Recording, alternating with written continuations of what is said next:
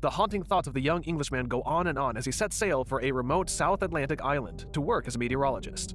While his thoughts drown him down, Captain Axel approaches him and lights a cigarette, telling him that they're almost there. In September 1914, they finally arrive on the island, where no one greets them.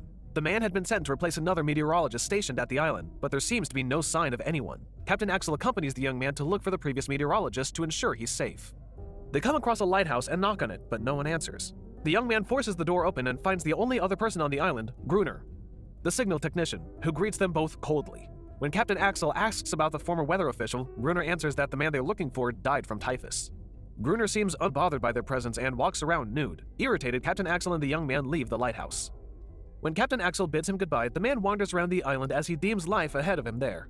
Like the previous weather official, he must dwell into the intensity and direction of the winds for 12 months before someone replaces him. When he returns to the cabin to fix his things, he finds the previous meteorologist's diary, revealing his name as Aldor. Inside, he sees sketches, a photograph of Aldor's wife, and even a lighthouse drawing with strange creatures beside it. The next morning, he finds strange rock circles on the sand. He then heads near the coast with a telescope to start work. As he peeks through the binoculars, he sees the naked man doing a stretch as preparation for a long day of doing nothing. That night, while he's reading, he hears rustling outside his door, to which he thinks is Gruner. However, the noises get louder and louder with scratching and growling sonances. Then, suddenly, a reptilian hand appears at the bottom of the door, which he immediately steps on, causing the unknown creature to get agitated. When he hears more, he hides under the floorboards while they try to enter his cabin. They attack his place, but notice that there's no one inside. When the footsteps stop, he looks through a small hole in the floorboard's door. The creature peeps through as well, causing him to poke its eye with a knife. Feeling afraid, he locks himself underground for the whole night. He calls Gruner the next day, pleading to be let into the lighthouse, but Gruner refuses. Determined to fight, he heads back home and spends the whole day reinforcing it. With a newfound rifle among the baggage in the cabin, the man feels ready to fight against the unknown monsters. The night comes and the swarm of beasts start appearing from the darkness, slowly approaching the cabin. He braces himself as he shoots them one by one. He eventually has no choice but to start a fire since there are simply too many to handle. The fire makes them flee, but it burns the cabin. He runs away from his burning house. Fortunately, it rains before the cabin completely burns down. The following day, he sees Gruner leave the lighthouse and discreetly follows him down to the rocks. When he is about to ambush Gruner, a blue female sea creature attacks him and he points his gun at her. Gruner stops him from shooting her by showing she is vulnerable. The young man takes advantage of offering Gruner some of his supplies in return for shelter. Gruner then calls the man a friend, for the sea creature to acknowledge him as one.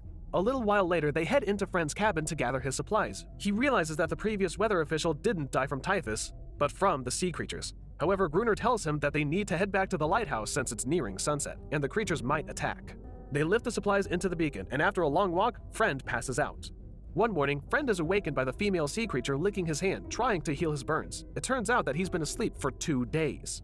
Friend then finds Gruner and takes an inventory of their ammunition and explains to him that the creature, which he calls a toad, is like a dog who will not abandon her master no matter how cruel he is. Friend gazes at awe in her, fascinated by her existence, giving her the impression that she's different from the others. However, Gruner warns him not to trust her entirely, believing that her silent and calm personality hides evil intentions.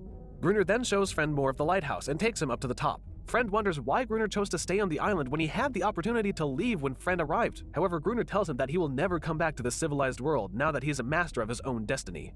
Still, Friend tells Gruner that he will come aboard when he sees the next ship come by, to which Gruner wishes him good luck.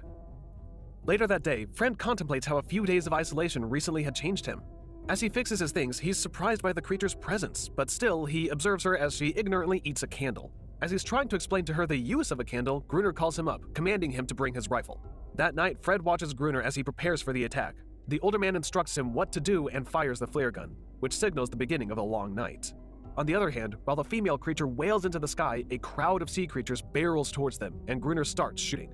However, Friend feels overwhelmed as he remains in his position and slowly walks backwards until he passes out. Gruner is left alone, fighting the appalling swarm of sea monsters.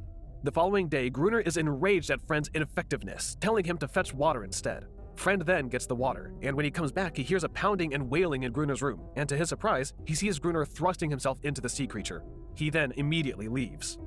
Later that day, Gruner and Friend eat lunch in awkward silence. Friend cannot confront him as he feels guilty and uncomfortable at the same time. However, Gruner breaks the tension as he bangs the table, telling Friend that he only has one last chance left.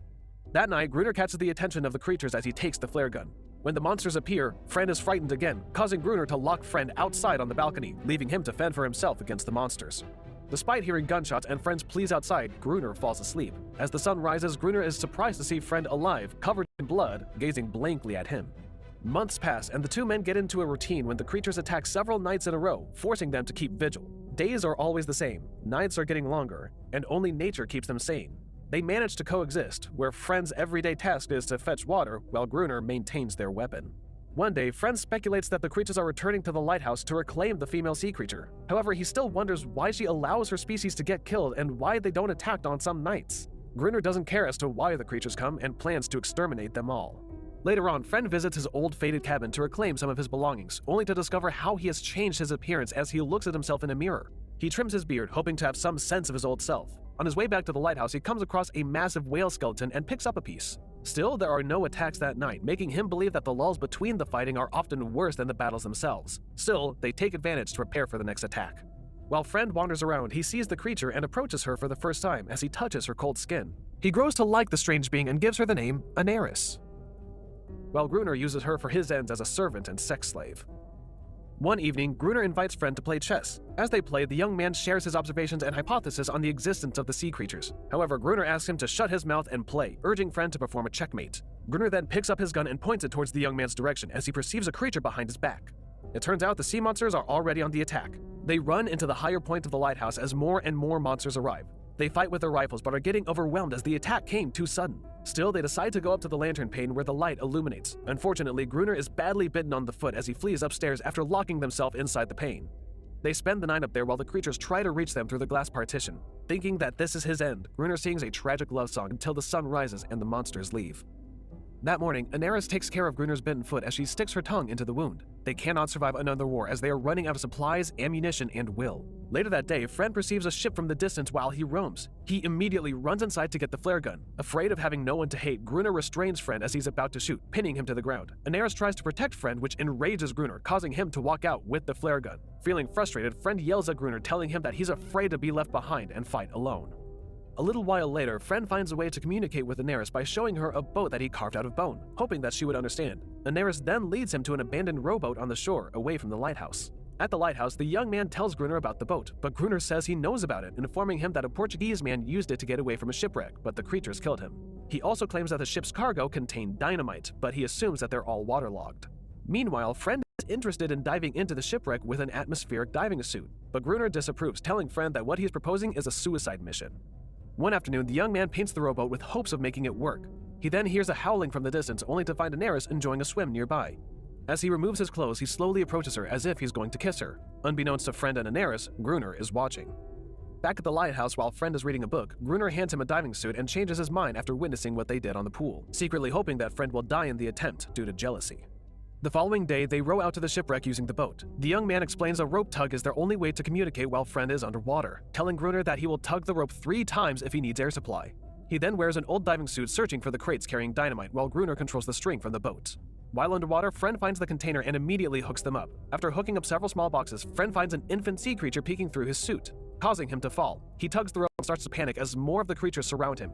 Gruner is just watching the rope, on the verge of abandoning Friend. However, as the young man releases himself from the suit and swims up into the boat, where Gruner immediately helps him up.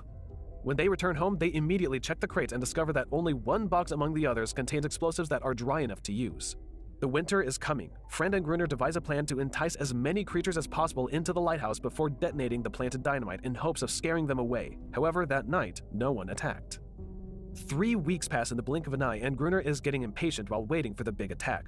Friend finds Gruner freezing outside, still waiting in desperation for the creatures. Friend asks him to go inside and defuse the detonator for a while. One time, Friend and Gruner are waiting for Anaris' catch for their lunch. However, when Gruner discovers that she brings starfish instead of fish, he kicks her, also blaming her for telling her kind about their plan to scare them.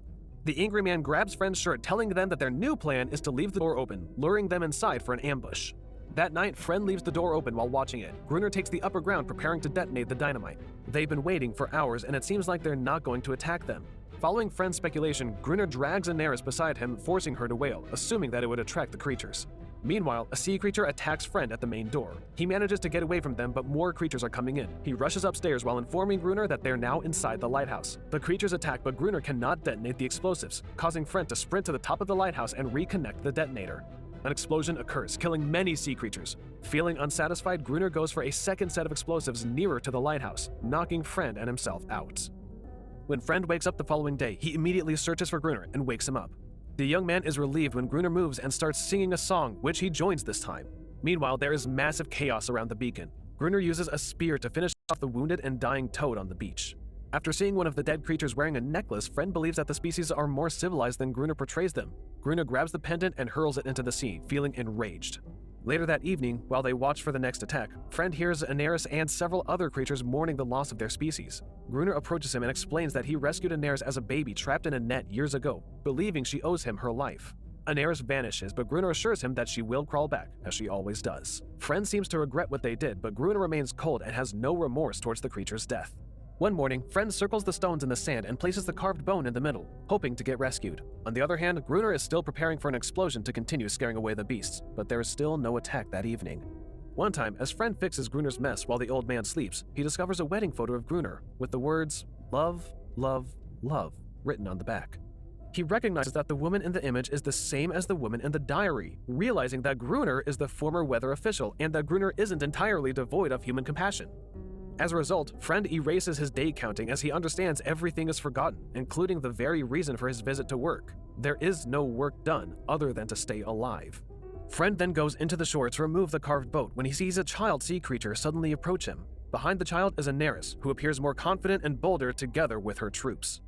Friend notices that they want a truce, but Gruner does not and only wants Aneris back, but she refuses. He repeatedly echoes, "No one leaves Gruner," while he walks back to the lighthouse. Suddenly, Gruner fires a flare at the child, fatally striking him in the chest. Aneris looks at Friend with doubt and disappointment, leaving him alone. As Gruner continues to fire at them, Friend pursues him, and after a struggle, throws him onto the ground and stabs his leg.